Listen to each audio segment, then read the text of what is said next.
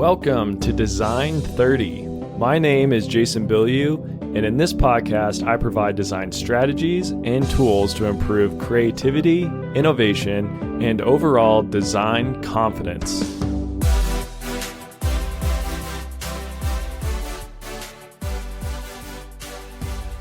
Today, we are talking about simplicity. This last week, I released another Substack that touched on simplicity and the simplicity of the design of Crocs, which I also did an episode on a few weeks ago.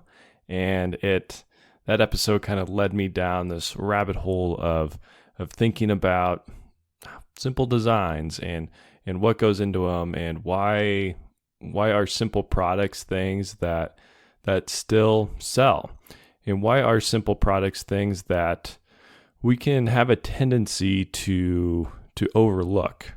I think sometimes simple comes off as basic or easy or not very innovative, or not a cool design sometimes.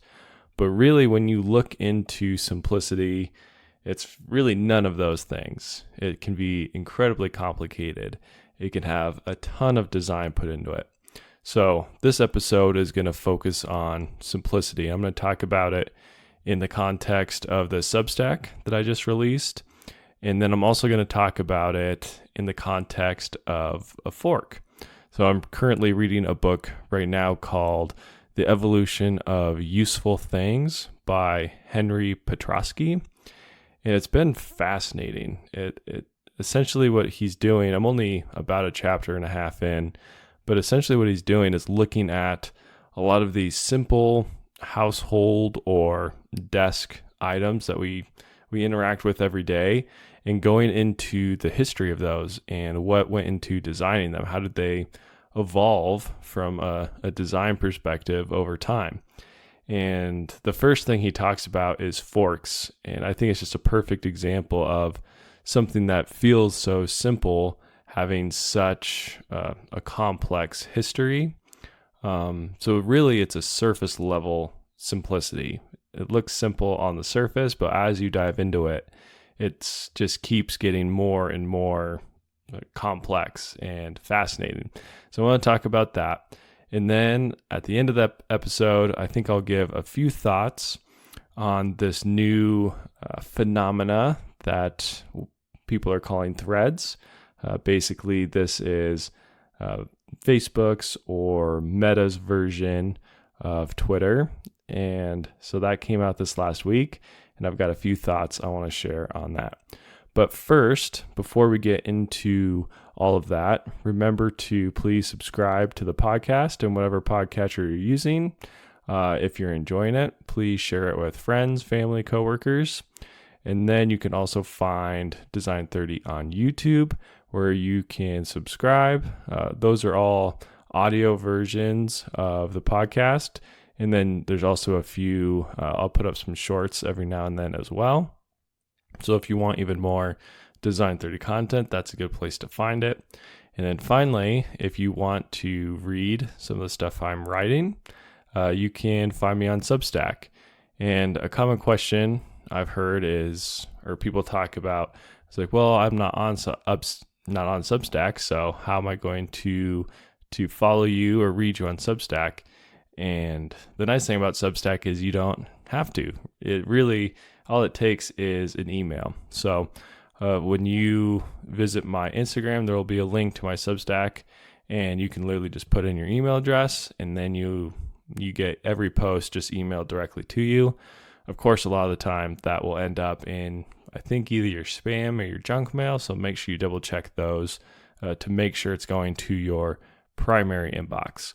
But if you want to support the podcast, you want to support me, please become or think about becoming a free or a paid subscriber on Substack.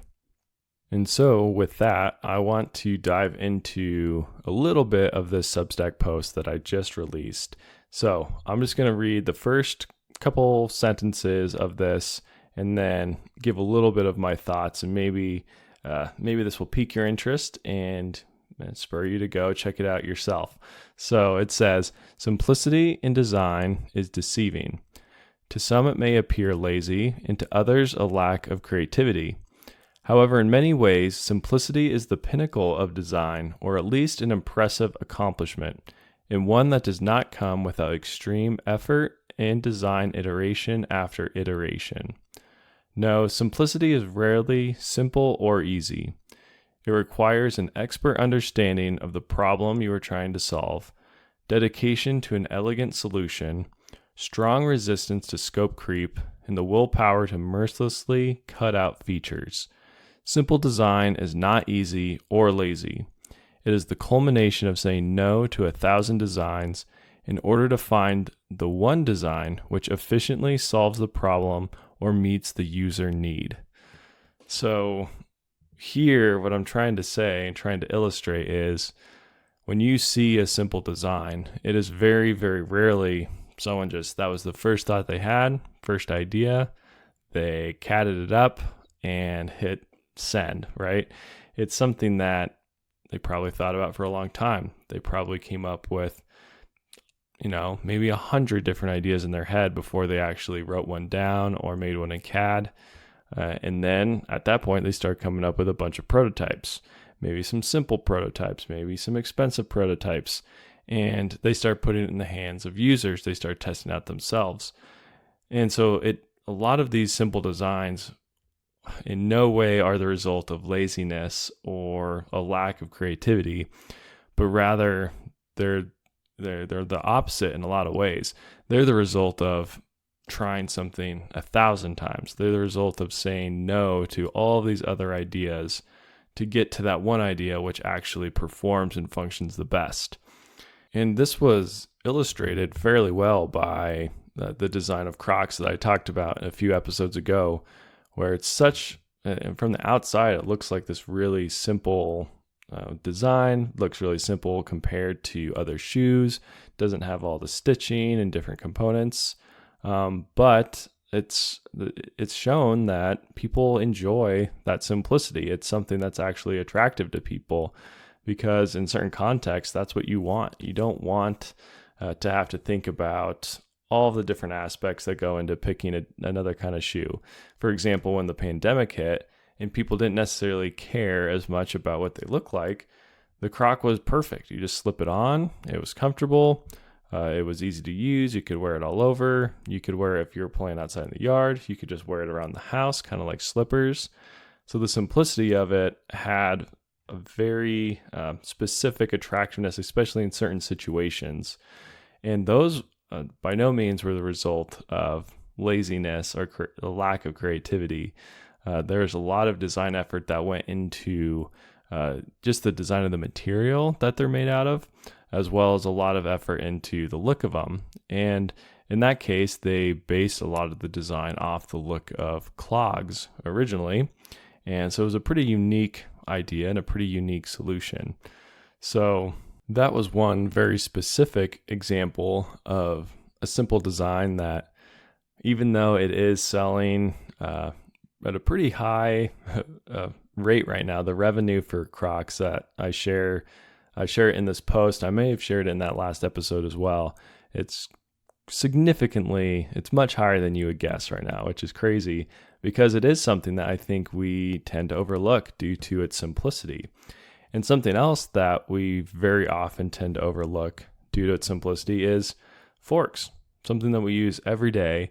And how many of you have actually sat down and thought, I wonder where the design of the fork came from. I wonder how this product evolved over time. And this is one, it's similar. Well, it's actually different than a lot of other products that I've talked about, which go through this design cycle. And, maybe you're talking months to a year of iterating and coming up with all these different ideas. The fork, it's been iterated over the course of hundreds of years. So it's a little bit different design cycle than we're used to. And that's why in this book that I had mentioned, The Evolution of Useful Things, he refers to it as evolution because it almost has more of an evolution to it where there's these different pressures on it and the design of it kind of shifts and shapes itself to what's needed at the time. So I'm just going to go through and actually read it's a decent chunk of this first chapter of this book. I think it's really fascinating, really interesting, and I think really does a good job of shedding some light on this idea of simplicity that we're talking about, and how simplicity very often does not come from nowhere. It doesn't come from just one random idea. It comes from either a lot of work or a lot of years of evolution and change and figuring out what's the optimal design. So it starts off by saying, delving into the evolution of the knife, fork, and spoon can lead us to a theory of how all things of technology evolve. Exploring the tableware that we use every day and yet know so little about provides a good starting point for a consideration of the interrelated natures of invention, innovation, design, and engineering as we are likely to find. So right here, he's saying a lot of what I was saying before. There's just looking at these simple things like the knife and the fork and the spoon, and just exploring where these things came from, because so many of us know very, very little about it, but exploring where they came from and how they came to take the form that they currently have. This will shed a ton of light on just invention and innovation and design, all of these things in general. It's a fascinating history, and I'm really excited to read more of this book. I think there's a very, very high probability that more episodes of the podcast will be coming from this book and ideas I get from this book. So again, it's called The Evolution of Useful Things. Go check it out if you're into engineering, design, or just curious about where something as simple as the paperclip came from. So he continues in this book. He says, eating a meal with two knives might seem to have been doubly crude and dangerous, but in its time it was thought of the height of refinement. For the most formal dining in the Middle Ages, a knife was grasped in each hand. For a right-handed person, the knife in the left hand held the meat steady, while the knife in the knife in the left hand held the meat steady, while the knife in the right hand sliced off an appropriately sized piece. This piece was then speared and conveyed to the mouth on the knife's tip. Eating with two knives represented a distinct advance in table manners, and the adept diner must have manipulated a pair of knives as readily as we do a knife and fork today. By using one knife to steady the roast in the middle of the table, while the other knife cut off a slice, the diners could help themselves without touching the common food. But a sharp, pointed knife is not a very good holding device, as we can easily learn by trying to eat a T-bone with a steak knife in each hand. So here he's saying that using two knives was actually a pretty big advancement because it helped people not have to touch the food with their hands, which, of course, for tens or hundreds of thousands of years, that's exactly how people were eating the food. They were ripping it off of their hands, maybe spearing it with a stick, things like that. But moving to, this slightly more developed culture, people started using two knives.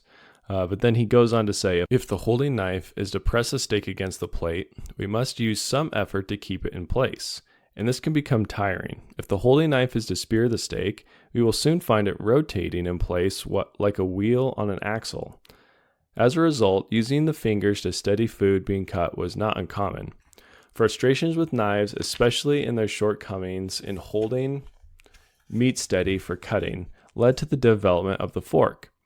While ceremonial forks were known to the Greeks and Romans, they apparently had no names for the table forks, or at least did not use them in their writings. Greek cooks did have a flesh fork to take meat from a boiling pot, and this kitchen utensil had a resemblance to the hand and was used to prevent the fingers from being scalded.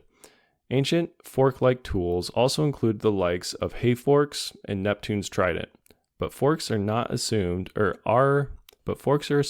to have been used for dining in ancient times.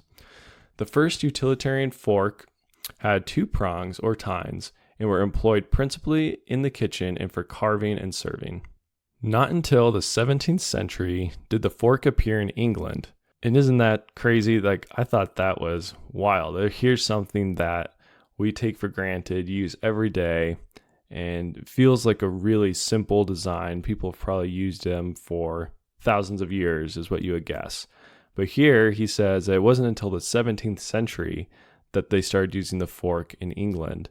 And he talks about how earlier forks were used in a few different areas. He says the inventory of Charles V of France, who reigned from 1364 to 1380, had silver and gold forks listed on his list of things that he owned, but they were really only used for carrying food that could stain your fingers, things like that. So they weren't used consistently.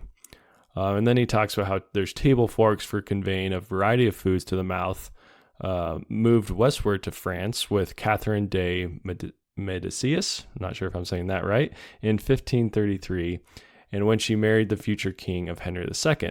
But the fork was thought to be an affection, and those who lost half their food as it was lifted from plate to mouth were ridiculed. It took a while for the new implement to gain widespread use among the French.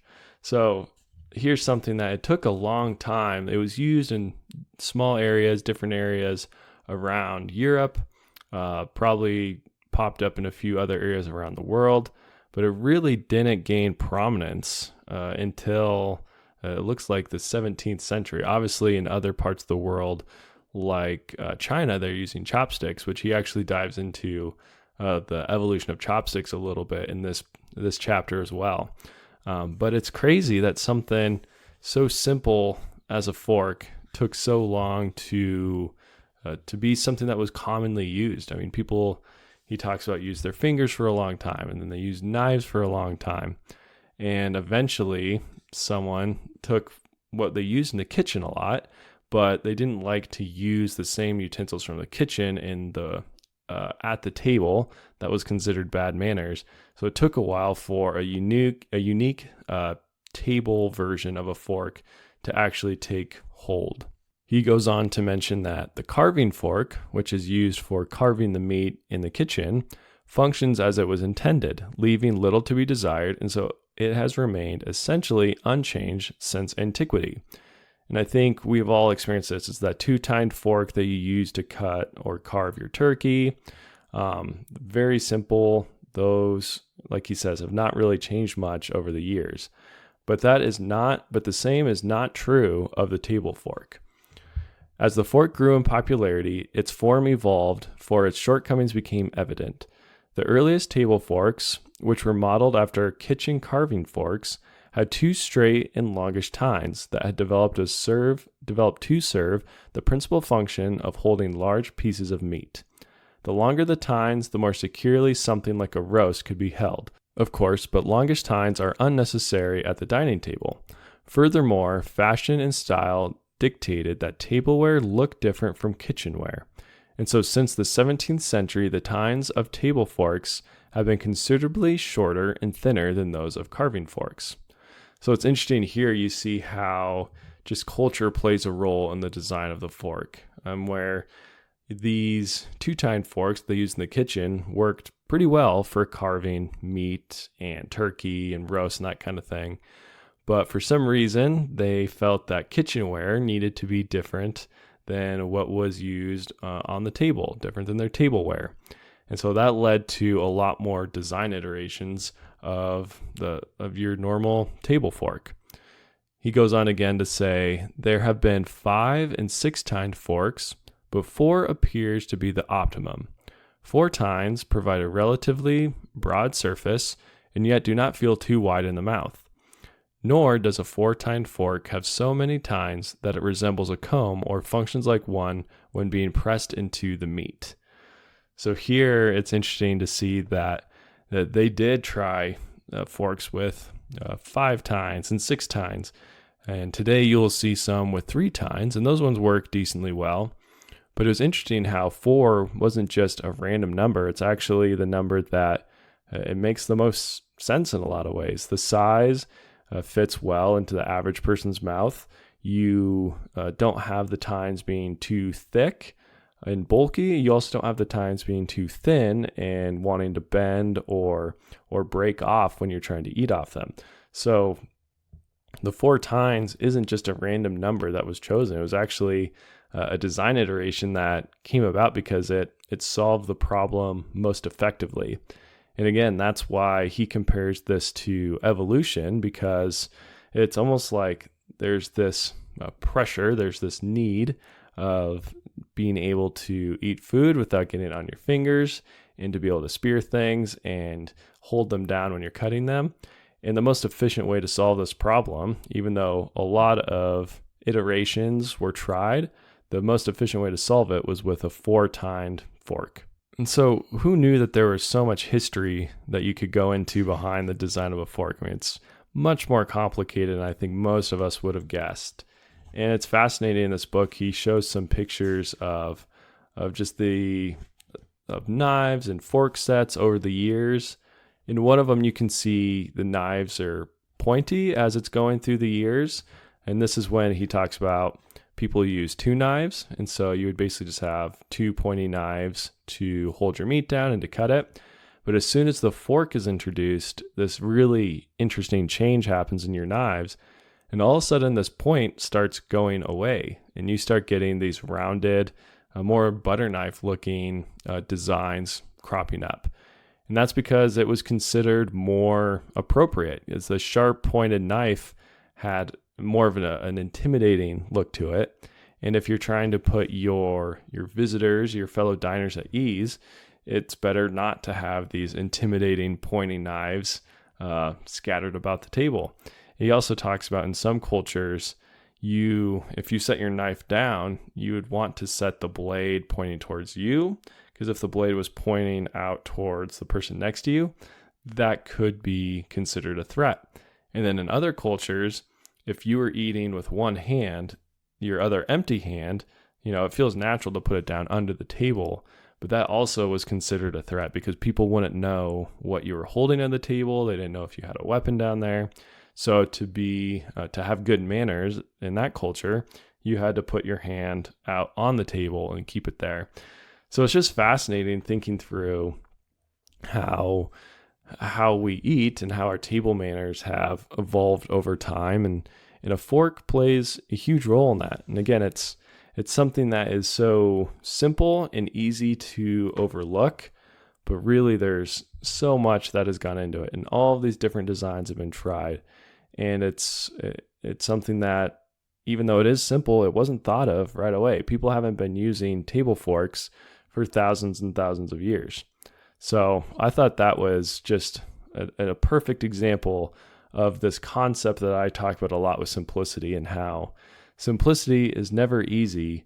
And it's something that we very often overlook and don't necessarily appreciate all of the time and energy and effort that goes into creating a design that is truly simple. And so with that, I'm going to transition here now to talking about this new app, which I'm sure you've all heard of at this point, and it's called Threads. So it's called an Instagram app, but essentially it's Twitter from Meta, which is the parent company of Facebook and Instagram. And it's been pretty interesting. I got on it earlier last week, and it's been an interesting experience. My first thought about it was, wow, this looks incredibly similar to Twitter. If any of you have used both, there is a very, very strong similarity between the two. So that will be interesting. I know there's currently some lawsuits coming from Elon Musk at Twitter about this. So it'll be interesting to see how that all gets worked out. But it does it feels very, very similar to Twitter. But at the same time, I think I totally understand why Mark Zuckerberg at Meta would want to do this. It really is, again, it's almost like a simplified version of Instagram in a way, because Instagram, you have to curate all of your images, and you have to create images, and whether it's a photo you take or it's something like you've actually graphically designed, like Instagram can take a lot of time to make posts look good, to make your page look good. Like it's not simple to do it well. But no way is it simple to do it well. But the nice thing about Threads is it really is very simple. You're just posting your thoughts. You can post pictures too if you want to, but really you can just type out whatever you're thinking about that day or whatever you're thinking about that hour. You can read what other people are thinking about and give your thoughts real quick. It's so much faster and so much more simple, I would say, than Instagram in a lot of ways, which is something actually that I really kind of drew me into Twitter. Was just, I really like communicating and thinking more in writing. And that's something that you can't do as much on something like Instagram. I mean, obviously you can comment, but I feel like people don't read the comments quite as much on Instagram. It really is more about the images and the stories and things like that. Whereas Twitter is much more about what you're writing and what you're thinking.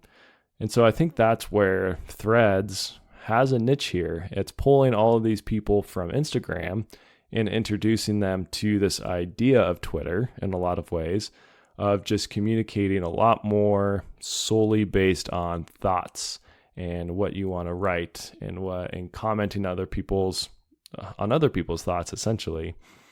One other thing I've noticed about Threads is it seems to be a little less serious than Twitter, at least at this point.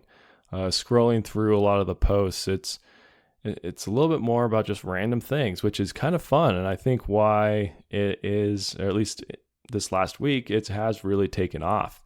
There's a different vibe, a different feeling to the app than Twitter. So it's going to be really fascinating to see how this all plays out over the next couple months to maybe a couple of years. I'm really curious to see how Twitter responds in design and what they add to the app, what they take away from the app. Maybe they simplify it again. But I know Twitter has really been going for trying to create a space specifically for creators. And I think that this might force them to lean into that even a little bit more. Perhaps think through their business model a little differently of having people pay to be verified. I don't know. It's going to be a really interesting transition and kind of a fun thing to watch. I mean, you have these really smart people in Elon Musk and Mark Zuckerberg, and just watching kind of this interplay between the two is going to be fascinating. And who responds with what kind of design, and how are those designs received by the public. So I'm really fascinated to see how that all works out. And that being said, I am on Threads. So Design30 is on Threads. If you're on there, you should give me a follow, and I will give you a follow back, perhaps, if you're creating awesome things and it makes sense to connect. So yeah, make sure to look up Design30 there. And as I mentioned before, please, if you are enjoying the podcast, please share it. That's probably the best way you can support it. You can also become a paid or a free subscriber to the Design30 Substack, which is also an awesome way to support the podcast. And with that, I will let this episode come to a close. As always, remember, design more, despair less. Thanks for listening.